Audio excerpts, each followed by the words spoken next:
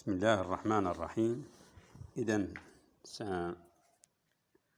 سنحاول في هذه الحصة قراءة الجزء الثاني من قصة بلانش نيج التي عنوانها بلانش نيج. إذا سنستأنف قراءة الجزء الثاني من القصة.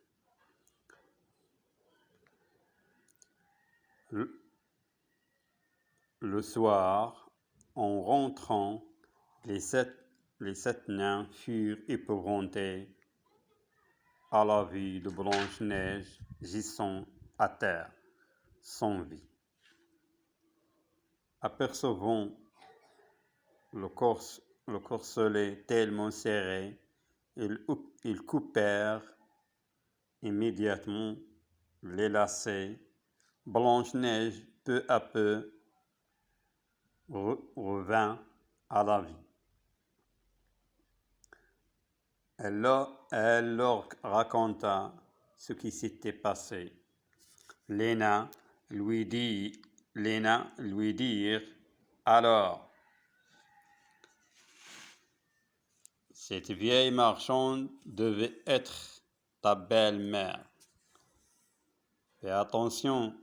Fais bien attention désormais et ne laisse entrer absolument personne. Cependant, la reine revenait dans son palais, prit son miroir et le consulta. Elle apprit ainsi que Blanche-Neige était toujours en vie et entra dans une violente fureur. Il faut pourtant qu'elle disparaisse, pensa-t-elle.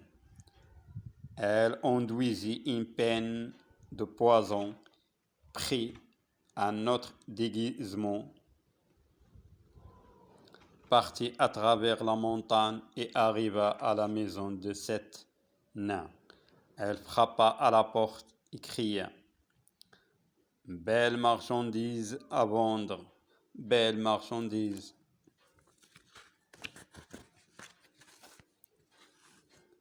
Blanche-Neige se pencha à la fenêtre, mais ne voulut pas laisser entrer. Vous pouvez toujours regarder, lui dit-elle. Cela ne vous engage à rien. Elle tendit le peigne empoisonné à la jeune fille. Elle était si beau que Blanche-Neige ne put résister à la tentation. Elle entrebâilla la porte et acheta le peigne. Laissez-moi donc vous coiffer joliment, lui dit la marchande. Mais à peine avait-elle passé le peigne dans les cheveux de la jeune fille que le poison commença à agir et que Blanche-Neige tomba à terre sans connaissance. Par bonheur, ce jour-là, les nains revinrent plus tôt que de coutume. En voyant Blanche-Neige étendue à terre, pâle comme une morte, il comprit que sa belle-mère était encore venue. Ils découvrirent le peigne empoisonné, l'arrachèrent, rendant ainsi la vie à la jeune fille. Puis ils lui firent promettre de ne plus ouvrir la porte sous aucun prétexte. La reine, arrivée au palais, demanda à son miroir en bois d'ébène, dis-moi que je suis la plus belle. Et le miroir répondit à nouveau que Blanche-Neige était une merveille. Cette réponse fit trembler la reine de rage et de jalousie. Il jura que Blanche-Neige mourrait, dut-elle mourir elle-même. Elle alla dans son cabinet secret et prépara une pomme empoisonnée. Celle-ci était belle et appétissante. Cependant, il suffit d'en manger un petit morceau pour mourir. La reine se maquilla, s'habilla en paysanne et partit pour le pays de sept nains. Arrivée à la maisonnette, elle frappa à la porte. « Je ne peux laisser entrer personne. » On me l'a défendu, dit Blanche-Neige. J'aurais pourtant bien aimé ne pas remporter mes pommes, dit la paysanne. Regarde comme elles sont belles, goûte en une.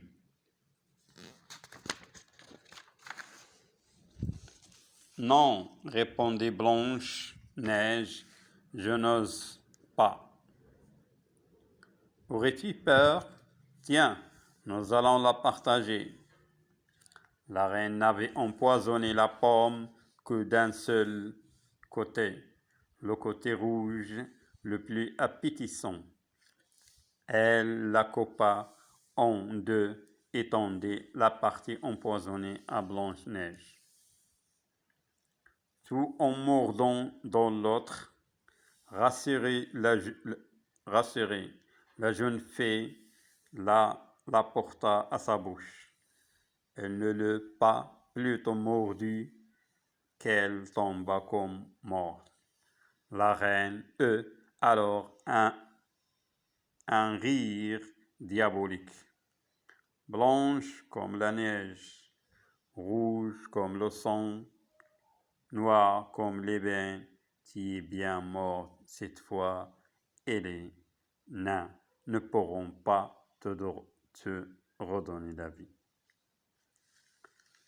De retour au palais, elle interrogea son miroir qui lui répondit en cherchant à la ronde, dans tout le vaste monde, on ne trouve pas de plus belle que toi.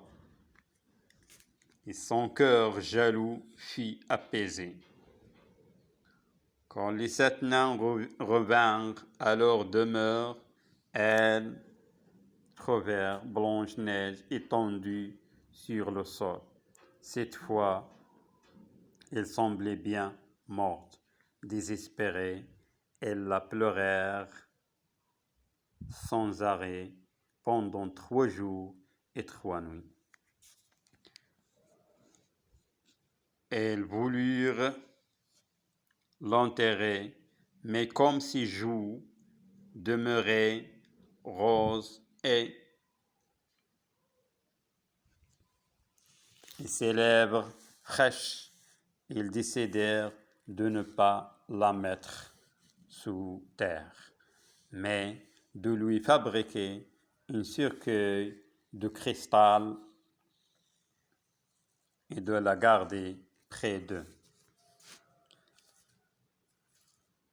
Ils placèrent le cercueil sur un rocher à côté de la maisonnette et elles montèrent la garde à tour de rôle.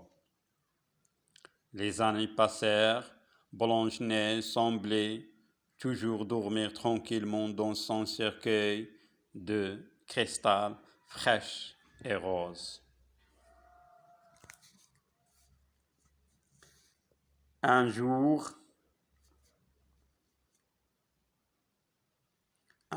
un prince jeune et beau traversa la forêt et s'arrêta chez les 7 nains pour y passer la nuit. Quand il vit le cercueil de cristal et la belle jeune fille endormie, il fut pris d'un tel amour pour elle qu'elle dit au nain. Faites mon cadeau, je ne peux plus vivre sans voir Blanche-Neige. Les nains émus lui donnèrent le cercueil de cristal. Le prince le fit porter à dos d'homme jusqu'à son palais. Chemin faisant, un des porteurs trébucha et la secousse fut telle que le morceau de pomme resté dans la gorge de la jeune fille en sortit. Elle ouvrit les yeux, souleva le couvercle du cercueil et regardant autour d'elle, dit « Où suis-je » Tu joyeux, le prince lui répondait « Tu es en sécurité avec moi, je t'aime plus que tout au monde, viens au palais du roi, mon père, et je t'épouserai. » Blanche-Neige consentait avec joie. Leurs noces furent célébrées avec une splendeur et une magnificence digne de leur bonheur. On invita tous les rois et toutes les reines. Quand la belle-mère se fit parer de ses plus beaux atours, elle posa à son miroir l'éternelle question.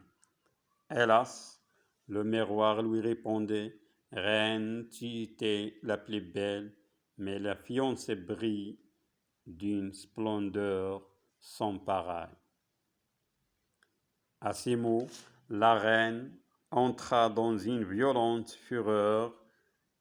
Tout d'abord, elle ne voulut plus aller aux noces, puis elle ne put résister au désir de voir cette jeune princesse qui était si belle.